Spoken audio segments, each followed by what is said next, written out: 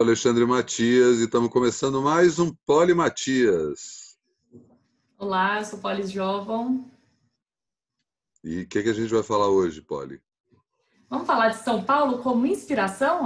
Você acha que é um bom tema esse? Né? Tanto que olha só a quantidade de coisas que a gente puxou, né? Nem eu nem você somos de São Paulo, mas moramos em São Paulo, embora você não esteja em São Paulo atualmente. E Uhum. a gente resolveu pegar esse gancho aí da cidade. Pegou, na verdade, teve começo de conversa que, será que a gente vai falar de Will Eisner? De Eisner a gente caiu no Luiz G. E aí, aos poucos, a gente foi abrindo aí as avenidas e os rios soterrados da cidade para descobrir o quanto que a gente já tinha sido influenciado por São Paulo antes mesmo de pisar aqui e Uhum. principalmente através da arte, né? Sim. Eu vou dar uma imagem de São Paulo. Tipo, São Paulo em 5 atos, 4 atos, a gritaria na Bovespa e a cena, né? Aquela cena. Corrida de São Silvestre, topa tudo por dinheiro e supa, que tal? Isso eram as tuas referências de São Paulo, de Goiânia. De Goiás, ali anos 80, 90, assistindo televisão. Aham, E, aham. e tem muito aquela coisa, né? Se você via Globo, você via Rio, e se você via um pouco de SBT, você via São Paulo. Total, né? Tanto esse processo aí. Você vem para São Paulo em que ano, Poli? 2009. Eu venho para São Paulo. Eu venho primeiro para Campinas. Eu faço Unicamp. Eu vim em 93 e depois eu venho para São Paulo em 2002. E eu acompanhei bem de perto esse processo aí de paulistanização da Globo, né? A Globo aos poucos foi assumindo um ar mais paulista, embora ainda tenha o sotaque carioca bem pesado, mas junto com isso que você está falando aí dessas quatro pilares da tua São Paulo imaginária ali, quando você não Uhum. morava na cidade, para mim uma das principais referências desse movimento é a ida do Faustão para a Globo, né? Eu cresci nos anos 80 e o Fausto Silva era apresentador ele era repórter de campo de futebol, e aí descobriram que ele era bom para improvisar, para falar bobagem, e aos poucos deram um programa para ele que virou Perdidos na Noite, que era um programa completamente anárquico, que várias coisas aconteciam ao mesmo tempo, era meio que um chacrinha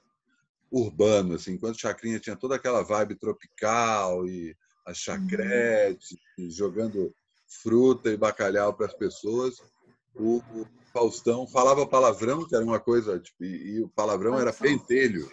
Você é muito pentelho, saca? Não custa lembrar que a gente estava saindo da ditadura militar que havia proibido palavrão, né? Você não podia escrever nenhuma música com palavrão, não podia ter palavrão Uhum. em peça de teatro, não podia, entre outras coisas, né? Entre vários outros absurdos da ditadura militar que começou em 64.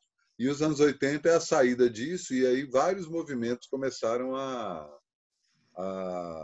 puxar aí uma saída dessa época cinza que a gente vivia na época da ditadura. E São Paulo tiveram alguns movimentos aí durante os anos 80, né? Então, do mesmo jeito que a tua referência é o Ivo Holanda no Topa Tudo por Dinheiro ou o Supla, para mim era muito mais. Teve todo o movimento do rock brasileiro, que eu gosto de frisar, inclusive, que Sim. as pessoas tratam o rock brasileiro dos anos 80 como se fosse um movimento só, mas são dois movimentos, né? O primeiro deles é carioca, que é Lulu Santos, Brits, João Penca, Kid de Abelha, e os Paralamas, que apesar de Brasília foram para o Rio. E o segundo movimento é paulista, paulistano especificamente, que é Titãs, Paralamas, Titãs, Ira e o Traje a Rigor, Uhum. principalmente. E eles também tiveram nesse movimento de mexer, de cutucar essas estruturas, né? Como é isso? Eu tô pensando agora aqui, pô, a democracia corintiana também, né? O Corinthians Sim. foi crucial para mim. Eu me tornei corintiano em Brasília, que é uma coisa rara, que a maioria dos brasileiros torce para time do Rio, porque É. Brasília, por ser uma capital federal, né? Depois o Rio virou meio colônia, né? Muito funcionário público carioca foi, E acho que mas tinha muito a ver com a transmissão também, não teve? Não teve uns anos aí que a transmissão da Globo privilegiava o campeonato, carioca, não sei. Não não, sei se. no geral sim, no geral sim, É. assim, não só para Brasília, mas para todo o Brasil, né? Tanto que você vai Isso. para o Brasil inteiro. O Flamengo é um dos maiores times do Brasil. Tipo, você vai no Nordeste inteiro, você tem flamenguista para tudo quanto é lado, mais do que torcedor do Bahia, ou do Ceará, ou do, sei lá, do Sport ou do Náutico. E uma das coisas que me cativaram foi justamente de São Paulo. Acho que a primeira coisa que eu vi, assim, isso é São Paulo, legal e é diferente, foi o Sócrates e o Casagrande na democracia corintiana, que eu conheci por causa da Copa de 82, né? Quando teve a Copa de 82, apareceram vários jogadores, alguns eu já ouvia falar porque vinham do Campeonato Carioca, né? O Zico, o Júnior.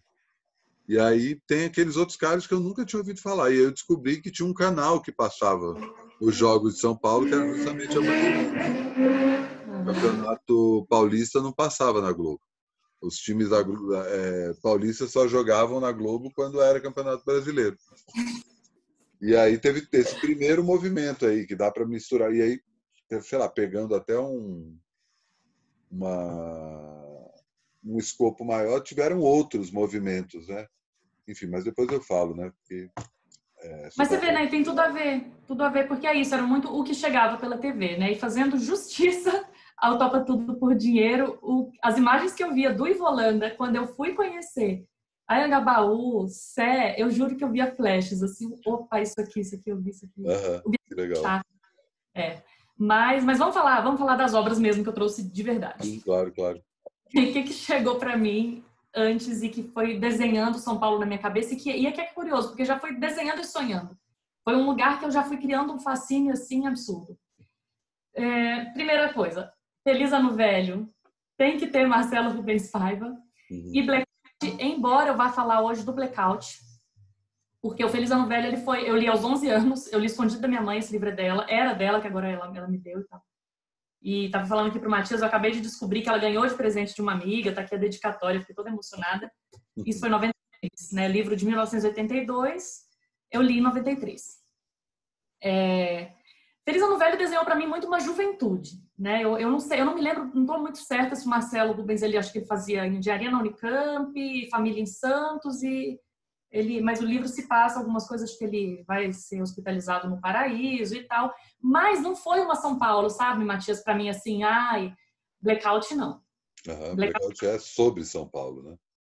Totalmente, assim. Então, esse livro desenhou para mim uma Avenida Paulista, sabe, Sobrado em Pinheiros. Esse foi totalmente, assim, foi bem importante. Então, eu trouxe Feliz Ano Velho e Blackout, Brás, Bexiga e Barra Funda, do Alcântara Machado, para trazer um modernista junto, Pauliceia Desvairada com Mário de Andrade.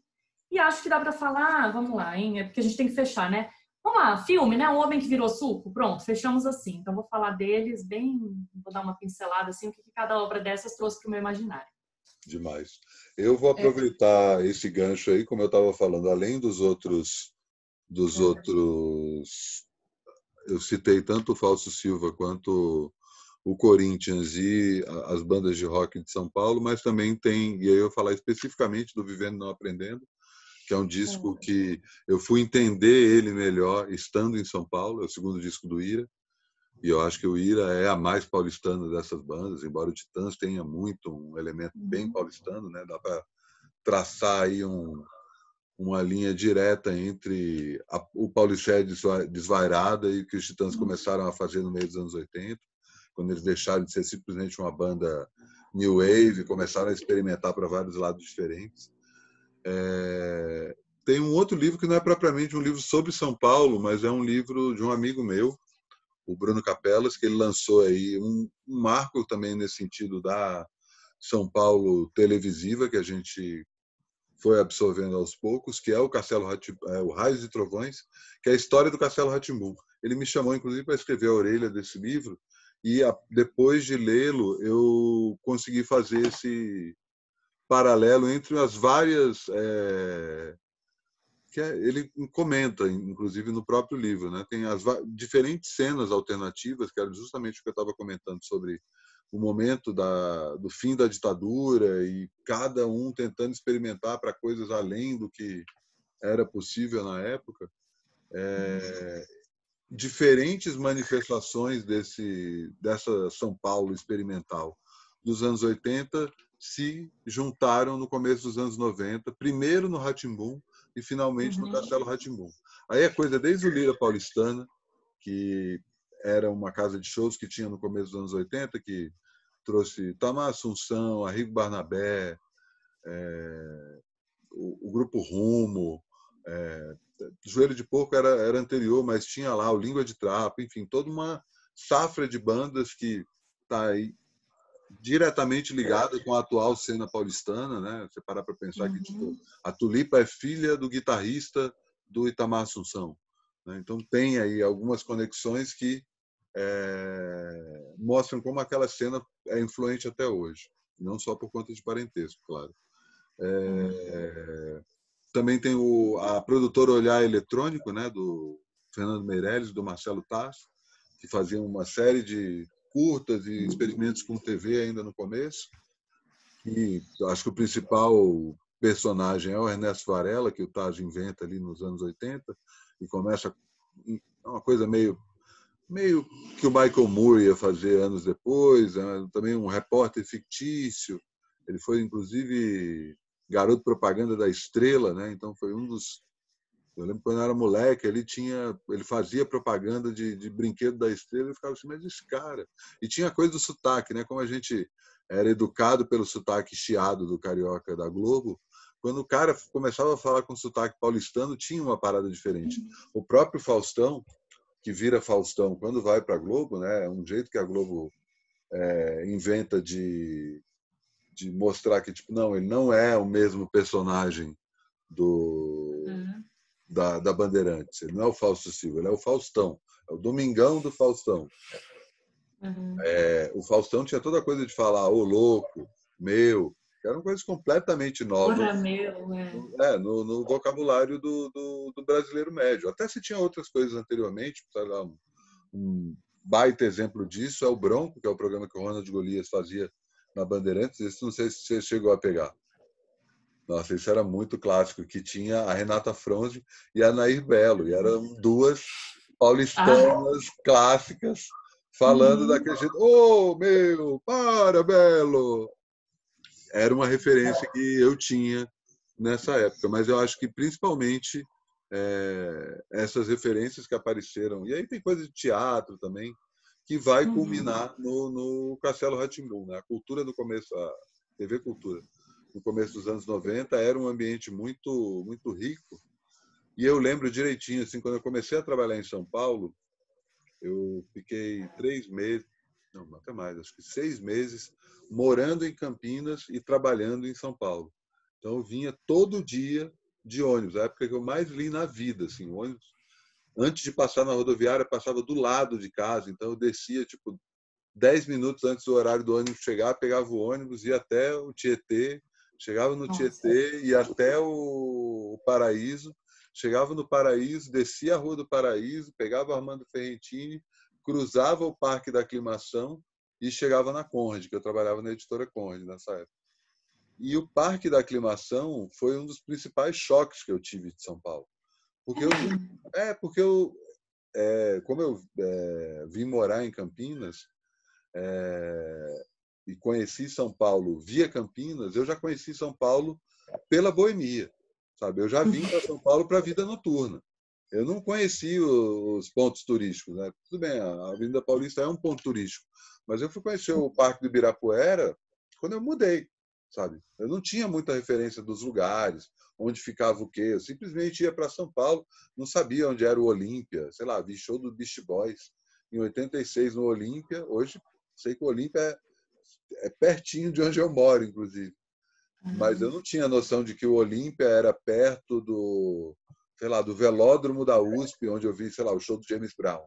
Eu vinha para São Paulo, chegava em São Paulo, eu vinha com um amigo, eu mesmo dirigindo, aquela coisa de pegar o guia 4 rodas, né, para se localizar, porque não tinha Waze, não tinha celular, não tinha nada.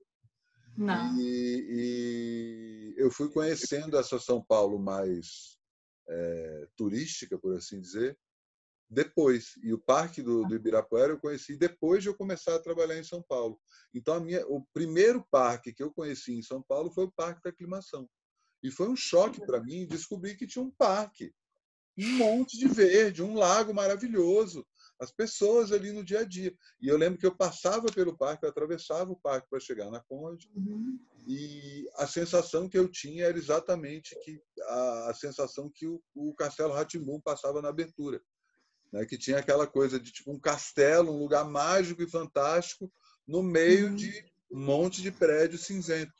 Eu passava pelo Parque da Aclimação e tinha essa sensação assim.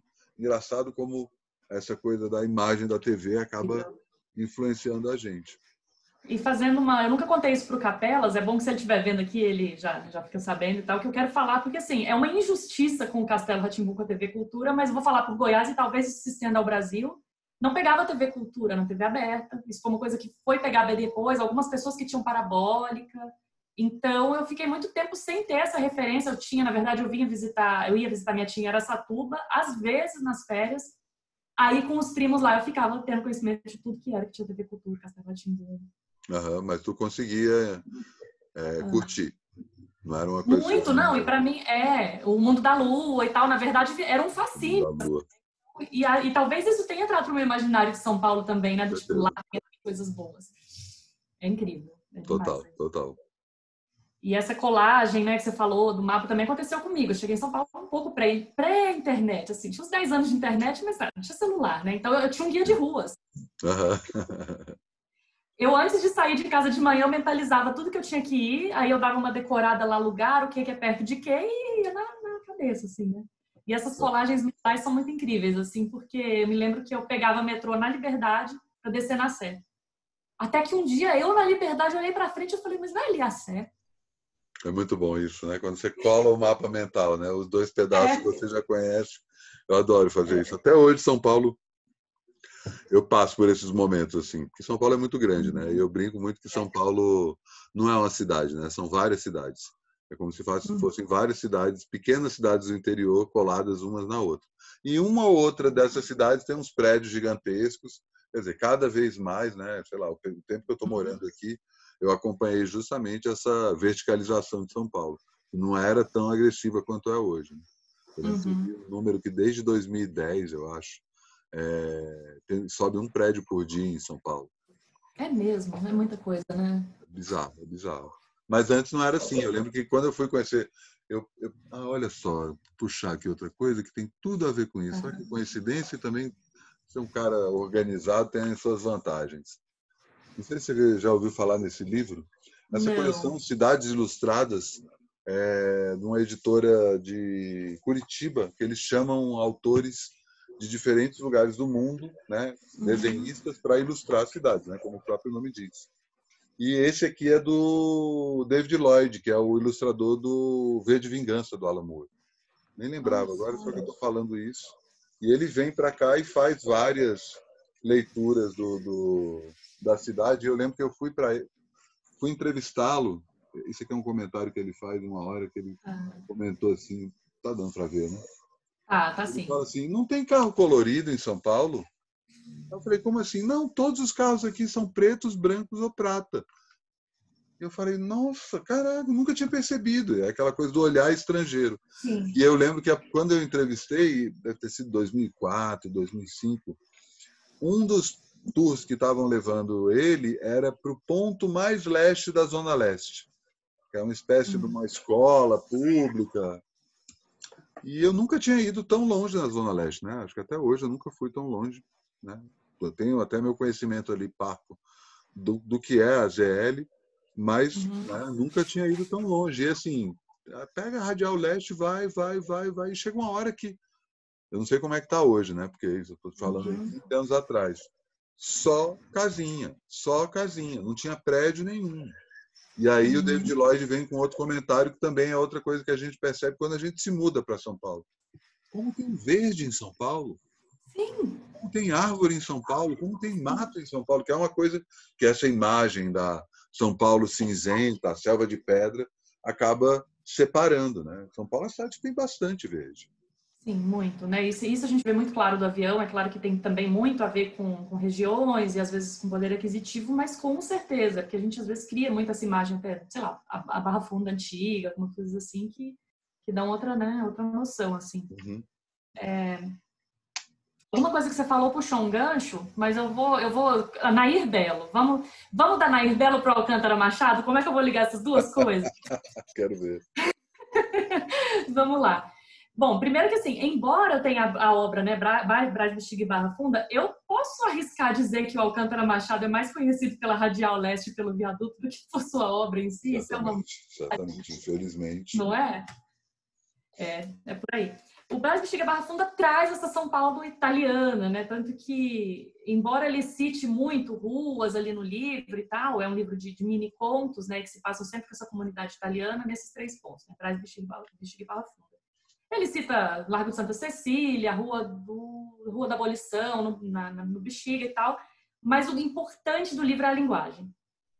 E aí, por isso que eu trouxe a Nair Belo, né, que é o dialeto paulistanês. É dialeto, né? E no caso do livro, ele é bem, claro, italiano, paulistano, assim, eu lendo gírias, assim, nossa, gente, que é isso? E é bom que hoje o livro digital, ele traz os significados, mas você lendo, assim, a não ser que sejam as palavras que vêm do italiano direto, certas coisas você fala, o que é isso? Né? Então, o valor da obra que eu colocaria ali seria muito essa, assim. Qual que é o livro? É o Brás, Bexiga e Barra Funda. Tá, qual que é o ano? Você lembra? Ele é junto, vou dizer, ele é dali contemporâneo ao Mário de Andrade, dos modernistas da semana. Então eu chutaria ali 1920, alguma coisa assim. Eu achei que fosse mais recente. Ele é contemporâneo do Pauliceia. Que entramos na outra obra, exatamente isso, contemporâneo do Pauliceia. O Pauliceia, Desvairada, o que eu acho mais maravilhoso também, que eu faço uma conexão, é assim como o Alcântara Machado é mais uma rua, às vezes, do que um autor, o Pauliceia Desvairada, você pode não saber que é um livro, né? Você fala Pauliceia Desvairada, a pessoa já entendeu. Sim. E é uma expressão que se usa e vem, e é nome disso, é nome daquilo, é um nome explorado comercialmente, e ele é autoexplicativo, né? Ele diz muita coisa nesse sentido. Ele é muito feliz em batizar desse título, né? É demais. E é um livro que, assim, são poemas, mas na verdade ele é, sei lá, uns 70% poemas e 30% eu diria que ele é o prefácio. Que o prefácio já é também meio que um manifesto ali dos modernistas, que é assim, olha, esse livro, né, quer dizer, eu não estou escrevendo agora, não tem métrica, não tem muita conexão, não tem coisa com coisa, se você lê os poemas aqui, você tem que sentir, não se preocupe em entender. Então eu quero ler, que eu até trouxe um trechinho para eu ler, porque eu gosto muito, eu vou tentar ler pouco, tá? Embora seja assim, vamos lá. O que eu mais gosto no Pauliceia Desvairada, eu acho que ele é Paisagem número 1, que se chama. E diz assim, então imagine antes de conhecer São Paulo, essa cena. Minha Londres das neblinas finas. Pleno verão, os 10 mil milhões de rosas paulistanas. A neve de perfumes no ar. Faz frio, muito frio. E a ironia das pernas das costureirinhas parecidas com bailarinas. O vento é como uma navalha nas mãos de um espanhol arlequinal. E ele segue, e ele fala de calor logo na sequência, assim. Mas aí, quando você vai para São Paulo e você passa todo o frio e todo o calor no mesmo dia, você fala, nossa, as coisas estão aqui. Total. E é isso, né? E é esse sentimento que ele passa, né? Que o Mário de Andrade passa no filme, no livro, assim. Eu acho que eu li esse livro depois de ler Macunaíma, não sinto que Macunaíma me traz uma coisa, nem é para ser, né? Acho que é muito para ser brasileiro mesmo e tal. Mas eu também trago Pauliceia Desvairada como um desenho de São Paulo para mim, não só como livro em si, mas o termo, né? É um termo realmente que traz tudo em si. Assim. Mário de Andrade é o primeiro secretário de Cultura do Brasil, não sei se você sabe disso. Não. Ele cria o conceito, ele traz esse conceito da Europa, ele descobre que existe esse cargo público que toma conta de cultura e ele pleiteia a criação de uma secretaria de cultura, né? Tanto que a biblioteca municipal chama-se Mário de Andrade porque era a biblioteca que ele fez questão de fundar, né? E o mesmo caso da discoteca, que é a Oneida Alvarenga, que era a pesquisadora que junto com ele também fez a parte das missões ali no começo dos anos 30, quando ele começa a desbravar o Brasil, buscando aí músicas tradicionais, né, músicas populares e tal. E é muito engraçado isso, você comentou aí uma coisa própria apresentação do poema, o cara dispensar a métrica e tal. São Paulo é um produto do século XX, né? É uma cidade que, por mais que tenha sido criada nos primeiros anos do Brasil, na virada do século XIX para o século XX, ela não estava nem entre as 10 principais cidades do Brasil. Sim. No final do século XIX, se falava mais tupi do que português em São Paulo. É uma cidade que começa a crescer principalmente a partir da Semana de 22. A Semana de 22 é usada como um carro-chefe pelo Baronato do Café, que banca, né, de alguma forma, direta ou indiretamente. É uma história muito boa, que eu não sei o quanto que isso é verdade. Quem me contou é fonte boa, embora eu não possa contar, mas que o Oswald de Andrade, ele era filho de um desses barões do café, e o terreno entre a Doutor Arnaldo e a Marginal Pinheiros era da família do Oswald de Andrade, que ele foi vendendo à medida que ele precisava de dinheiro, ele ia vendendo um naco aqui, um naco acolá. Então, o que a gente chama hoje de Pinheiros era basicamente o terreno da família do Oswald de Andrade, que vendeu tudo, né? É plausível, né? Pode ser, então. Se a fonte é assim confiável, bem por aí. Pois é. Mas aí está faltando um aí para fechar o teu. Então, é até bom que eu fecho com também essa imagem de quem sai e vai, né? Vamos de um homem que virou suco. Essa é para você chegar em São Paulo sem esperança, né? Que é a realidade. Vamos lá, o homem que virou suco. Ah, tá, 1981. Não sei quando eu assisti, foi antes de me mudar.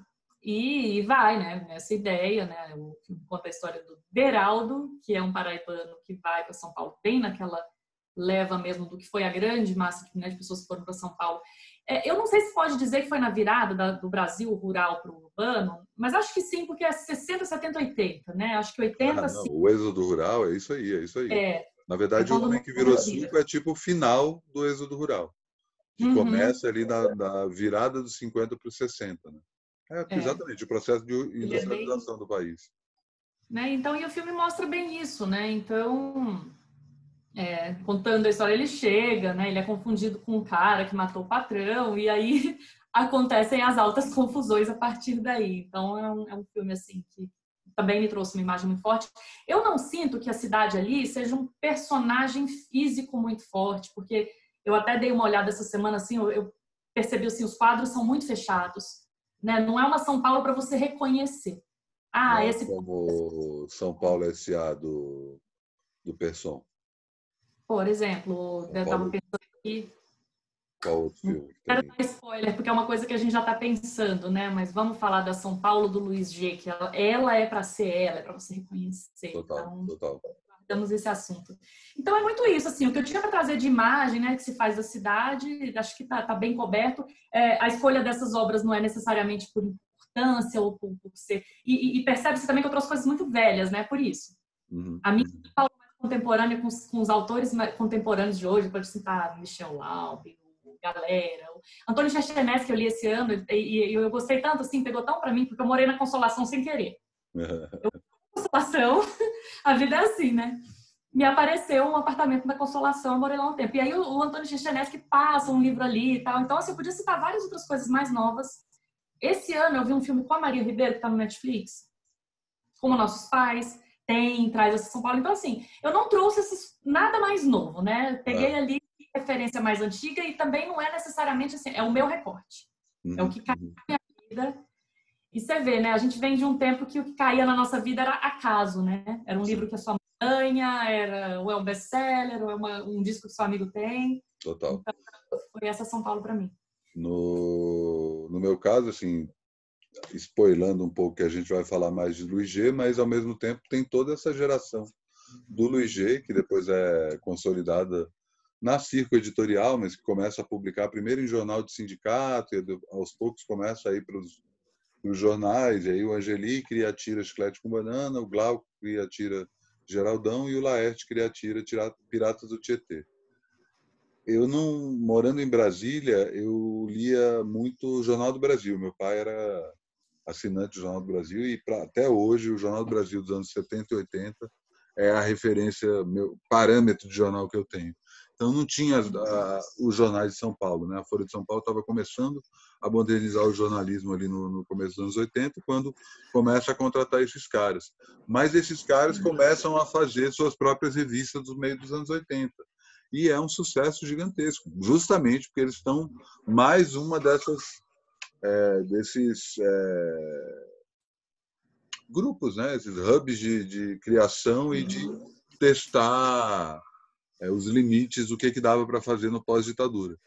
Então, Glauco, Laerte, Angeli e Luiz G, os 4 principalmente, mas aí dá para juntar o Fernando Gonzalez, o Níquel Naus, enfim, tem toda uma safra. A revista Animal, que era editada pelo Rogério de Campos, que depois foi inclusive meu chefe na Conrad Editora e hoje é o editor da Editora Veneta. Todo esse momento que, nos anos 80, que o humor começa a testar os limites, isso vai também para... No Rio de Janeiro, o que estava acontecendo era a TV pirata, né? Tinha toda a coisa do Asdrubal, trouxe o trombone, e São Paulo tinha essa coisa do quadrinho, e o tempo todo está lá a cidade, né? Eu acho que o Angeli trazia os personagens, né? O próprio Glauco também, só que eu acho que o Glauco não era tão... Enquanto o Angeli estava no bar, né? O Angeli tinha uma coisa da rua. Então você via a Rebordosa, o 68, o Walter Ego, todos esses caras circulando nas ruas da cidade. O universo do Glauco era um universo mais doméstico, não no sentido de domesticado, mas no sentido de em casa. O Geraldão ficava em casa com a mãe dele, tinha um casal Neures que ficava em casa também. O Laerte, depois vira a Laerte, né? E desde aquele momento já dá para sacar que ele está testando essa coisa de gênero, né? Tipo, ler as obras dos anos 80 da Laerte, em retrospecto, mostra ali que as pistas estão todas lá. Ele tinha essa coisa de paulistanizar a obra, né?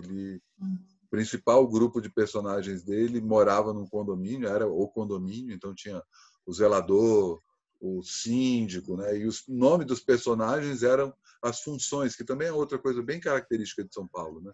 A gente conhece as pessoas pelos cargos, né? O trabalho lá do profissional define quem são as pessoas. E fora os próprios piratas do Tietê, né? Um navio de piratas que andava no rio Tietê e apavorando a cidade completamente. O tempo todo, Laerte mostrava ali as ruas da cidade, fazia questão de tipo, olhando em retrospecto, você reconhece determinadas ruas, e isso chega no extremo com o Luiz G, né? Que era estudante de arquitetura. E quando, enfim, a gente vai falar depois dele, mas tanto Território de Bravos, que é uma compilação das obras que ele publicou, das graphic novels que ele publicou nessa época dos anos 80, na Circo Editorial, quanto o Avenida Paulista, que ele faz, tem uma coisa de jogar na cara São Paulo, assim, tipo, então tá, o Rio é o Leblon, o Rio é o Cristo Redentor, o Rio é a Urca, os Arcos da Lapa, eu vou mostrar o que é São Paulo. Pá, pá, pá, pá, pá. É bem didático isso. Eu aprendi muito sobre São Paulo. Assim, até hoje, de vez em quando, vem algum personagem do Laerte, algum cenário do Angelique, e eu falo, nossa, mas isso aqui, eu estou me sentindo... Quantas festas em São Paulo eu já fui que eu fiquei pensando assim, eu estou numa tira do Angeli. Então, é incrível o tratamento literário. Agora eu vou voltar então aqui, que o Marcelo Rubens Paiva, eu separei uma citação, porque é isso, né? O quanto a obra traz a sutileza do dia para você. Uma coisa é a Sé do Ivo Holanda, né? Ouça isso. É a Sé do Marcelo Rubens Paiva.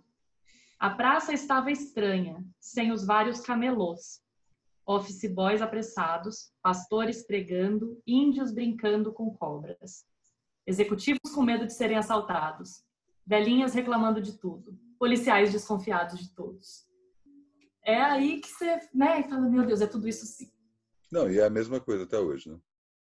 É a mesma coisa. É a mesma coisa até hoje. Você falando essa coisa de office boy, eu lembro que isso também é um conceito paulistano, não só a ideia de alguém que faz os pequenos trabalhos para alguém no escritório, mas principalmente esse alguém ser conhecido por um termo em inglês, né? Outra coisa bem característica da paulistanização do Brasil foi justamente o fato da gente incorporar termos em inglês, né? Cada vez mais. E aí entra também um outro fator crucial aí para a gente entender essa paulistanização do Brasil, né? À medida que o Rio foi ficando em segundo plano, que é o rap, né? O rap brasileiro tem um papel crucial. Hoje o rap é feito em todo o país, né? Mas o rap começa em São Paulo, tem toda a coisa da São Bento, da estação São Bento do metrô, ser o marco, e a estação São Bento só foi usada porque o piso era liso o suficiente para o Nelson Triunfo, é o primeiro cara que dançava break, e os amigos dele começaram a dançar break lá, e aos poucos eles vão criando toda uma cena, que aí tem o Taíde DJ1 no primeiro momento, depois os Racionais. Os Racionais têm uma coisa curiosa, que quem não é do rap, quem não acompanha o rap, provavelmente não conhece. O primeiro disco de rap que foi lançado no Brasil chama Hip Hop Cultura de Rua. Aliás, eu até vou abrir um parêntese rápido. Esse disco foi produzido pelo Nazi e pelo André Jung, os dois do Ira. E eu vou abrir esse parêntese rápido porque eu estava falando da história das bandas de rock, e Titãs, Ira e o Traje a Rigor são quem pintam São Paulo durante os anos 80 em termos de música. Claro que a Rita Lee está lá sempre presente, né? Rita Lee, desde os Mutantes, pinta isso, e durante os anos 80 ela era uma artista bem conhecida. Ela tem uma música, inclusive, que chama Orra Meu, né? Que mostra essa coisa da paulistanização, que ela faz questão de mostrar o sotaque, mas, né, naquele momento de abertura da democracia, e os jovens, e um novo mundo surgindo, os Titãs, o Ira e o Traje a Rigor se tornam as principais referências musicais saindo de São Paulo. Claro que tiveram várias outras. Se a gente levanta o underground, então, é banda que não acaba mais, mas as três acabam sendo as principais bandas, né? E uma coisa muito forte do Ultraje, né? O Nós Vamos Invadir Sua Praia, né? Então é muito... Pois é um manifesto, né? Ele está falando exatamente para o Rio de Janeiro. Nós vamos invadir sua praia, né? E os Titãs têm toda essa coisa que eu estava comentando da ponte com o modernismo, né? De fazer experimentos poéticos, líricos, sonoros, né? Os Titãs conversam muito, especificamente por conta do Arnaldo Antunes, mas não só, com os concretos dos anos 50, né? Então tem aí essa ponte modernismo, o Décio Pinhataro, os Irmãos Campos e os Titãs, dá para traçar isso.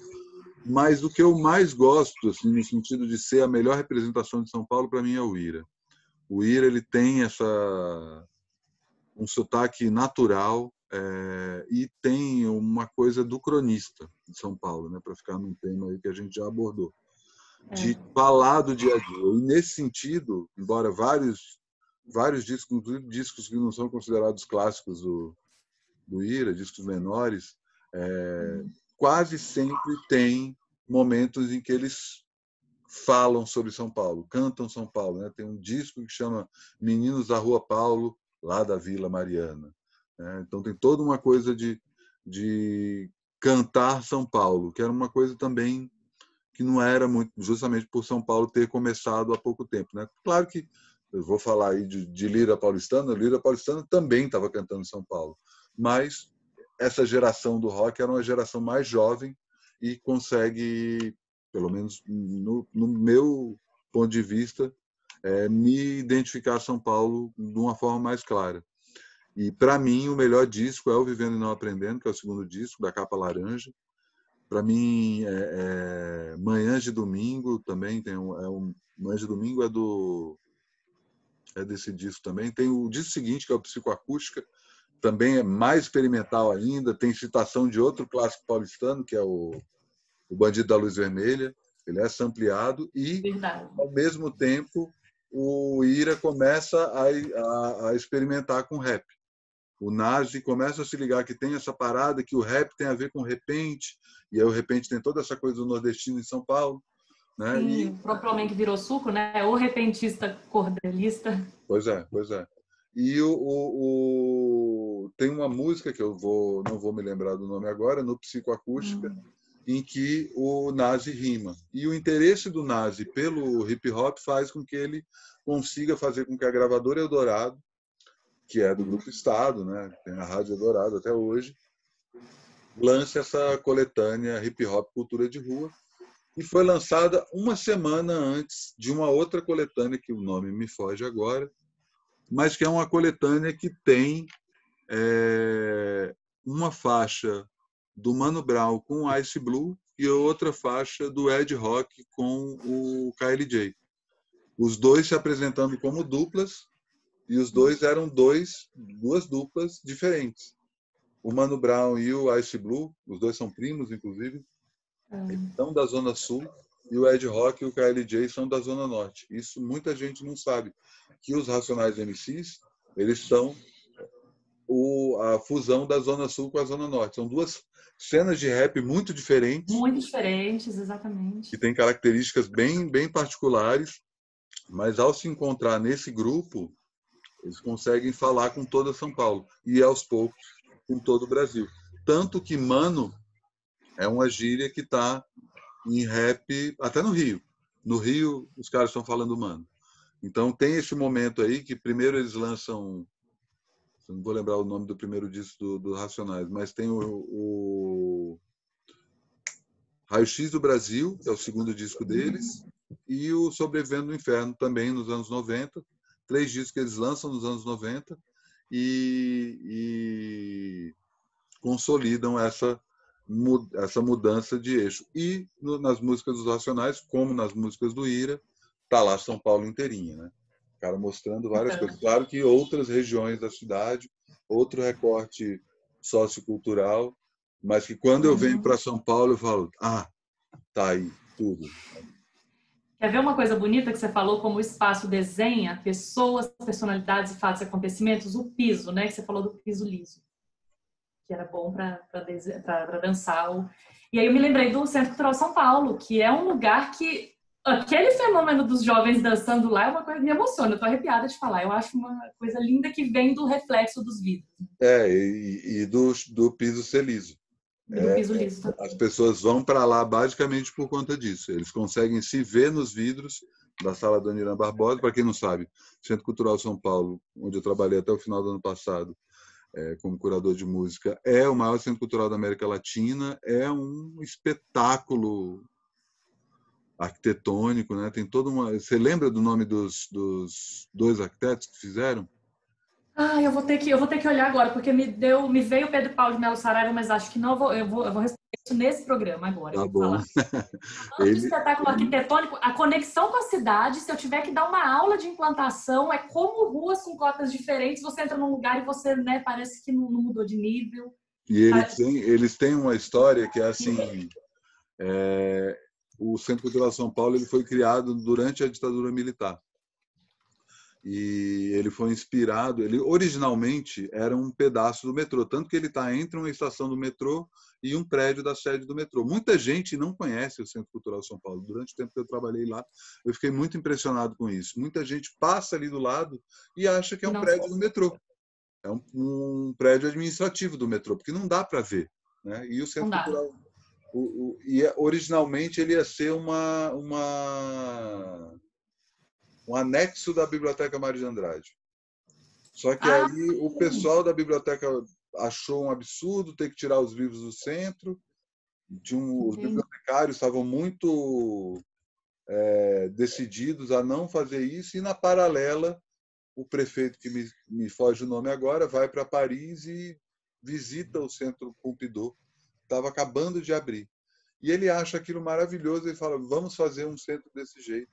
E vamos esquecer o anexo da Biblioteca Mário de Andrade, que depois é construído um prédio, né? Aquele prédio que está do lado é o tal do anexo. E o motivo que eles não queriam tirar o anexo de lá era basicamente porque eles achavam que ia ter que desorganizar tudo. Então preferiram manter lá. E aí eles começam a repensar o que é esse novo centro cultural.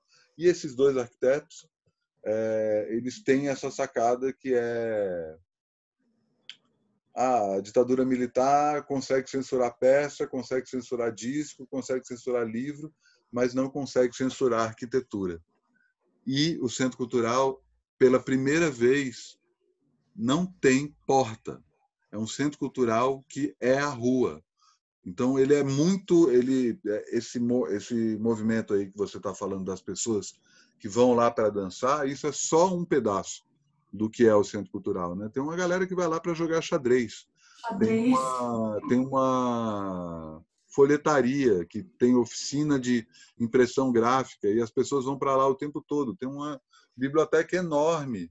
Eu tentei fazer alguns shows ali, tem um lugar atrás da biblioteca, mas não tem conversa. O povo da biblioteca não quer É mesmo? barulho, então não dá para fazer show até às 8, tudo bem, deixa a galera lá. Eu achei que você quisesse fazer um show depois. Antes, realmente, a gente não vai abrir mão, não. Pois é, eu queria fazer a partir das 8, só que aí tem passagem de som e tal, aí não rolou. Aquele terraço gramado, para quem mora em São Paulo sem sol, eu ia lá muito tomar sol.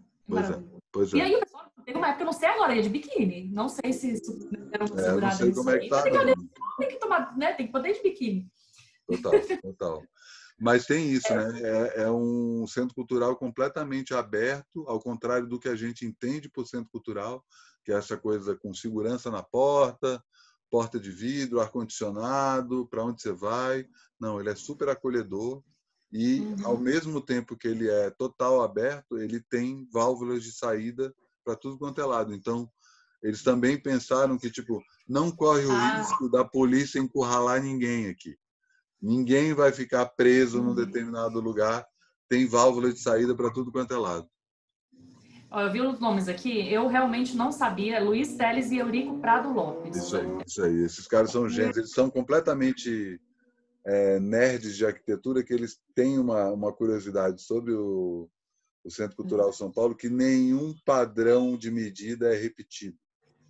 É mesmo? Cada janela tem um tamanho. Nenhum é o mesmo. Eles botaram isso na cabeça que, tipo, a altura dos andares, cada andar tem uma altura diferente, sabe? Completamente. Isso enlouquece, é isso aí, eis um manifesto, mais um. E tem uma outra coisa, aproveitando para falar do Centro Cultural, que nem estava na pauta, surgiu agora, mas acho que tem tudo a ver também, que também foi uma universidade de São Paulo para mim. Os 3 anos que eu passei lá, eu consegui me aprofundar muito na história da cidade, na história da cultura da cidade, especificamente, que era um lugar que, enfim, a discoteca Oneida Alvarenga, que eu estava falando, depois foi para lá. E as pessoas que têm a minha geração, são da minha geração, nascidos nos anos 70, até os final dos anos 90, iam para a discoteca para ouvir discos. Né? Eu não sabia disso. Ainda tem, mas você sabe que tem uma discoteca lá, né? Você me contou isso, acho que no início do ano aqui em Brasília. Eu não sabia. E eu não sabia dessa possibilidade. Seria um sonho, talvez, quem sabe eu tivesse conhecido o punk em Goiás, porque eu sou muito triste porque eu só conheci o metal quando eu acho que eu deveria ter conhecido o punk, sabe? E quem sabe com uma discoteca, mas é o que os meus amigos ouviam. Fora então, show, né? Fora show. Lá hoje eu vi. Oi? Hã? Não, fora show, né? Que tanto a quantidade de shows que, tipo, sei lá, o primeiro show do Legião Urbana para mais de 150 pessoas, de fora casa noturna, foi no Centro Cultural São Paulo. E tem um outro fator importante, que aí eu não sei se você sabe, eu acho que eu já não sei se falei isso para ti, que a partir do Centro Cultural São Paulo e as unidades do SESC começam a voltar-se mais para a cultura. Não sabia. E aos poucos o SESC começa a deixar o serviço social como uma segunda opção, né? Que o SESC tinha ainda tem, né? Para muita gente, mas eles começam a experimentar. Pô, se o Centro Cultural São Paulo está conseguindo fazer peça, fazer show, fazer exposição, vamos fazer algumas coisas aqui. Tanto o SESC Consolação quanto o SESC Pompeia já tinham tido coisas antes da inauguração do Centro Cultural São Paulo. O Começo do Fim do Mundo, que é aquele festival punk no SESC Pompeia clássico, é de 81 e o Centro Cultural é inaugurado em 83. Mas, a partir do Centro Cultural São Paulo, a Caixa Econômica cria a Caixa Cultural, o Banco do Brasil cria o Centro Cultural Banco do Brasil. O conceito de centro cultural começa a se espalhar pelo país. E tudo que a gente associa à cultura hoje em São Paulo está umbilicalmente ligado a centros culturais. Né? Então, você vai falar do Itaú Cultural, do IMS, da Japan House, enfim. Tem vários outros lugares, né? Tem vários museus, tem salas, enfim, tem outras coisas que não são centros culturais. Mas o centro cultural é o lugar, por excelência, onde as pessoas desfrutam cultura em São Paulo, pensando os SESCs como centros culturais também. Né?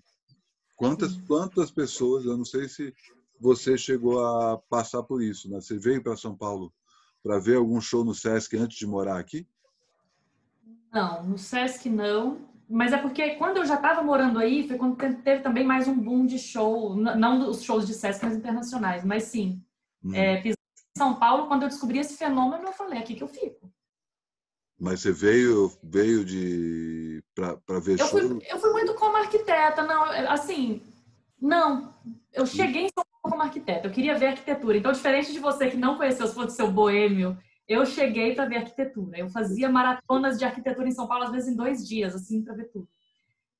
Aquela coisa de viajante novato, né? Tentei ver o Sesc Pompeia numa segunda-feira, que erro. Claro. E era a segunda-feira que eu ia embora, muito triste. Eu olhei por dentro assim e falei, depois eu volto. Mas entendo o que você está falando e para mim é o que eu mais desejaria assim para todas as pessoas do nosso país, esse tanto de lugar, né? A gente vê fora dos centros assim o vazio da juventude quando não tem um lugar desse para ir. Total, então, total. Eu acho não, esses centros eles salvam vidas, né?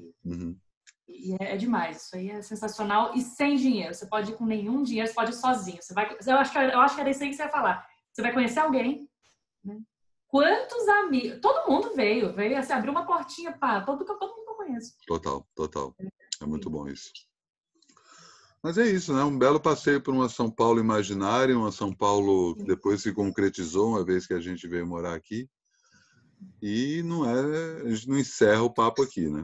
É só o começo dessa história e vamos falar de outras coisas. Nem falamos da Lina, não falamos da oficina, do MASP, da própria Paulista, né? A gente passou muito ano passando. Comecei a falar de office boy, que eu ia falar de motoboy, mas deixa para falar isso depois, que estamos chegando ao fim de mais um Polimatias.